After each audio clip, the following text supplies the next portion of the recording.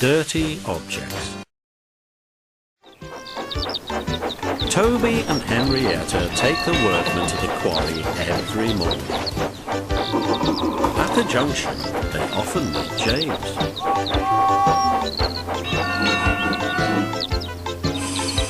Toby and Henrietta were shabby when they first came and needed new paint. James was very rude. "Ugh, what dirty objects," he would say. At last, Toby lost patience. "James," he asked, "why are you red?"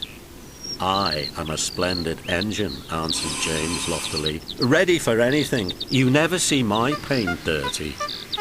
"Oh," said Toby innocently, "that's why you once needed bootlaces to be ready, I suppose?" James went redder than ever and snorted off.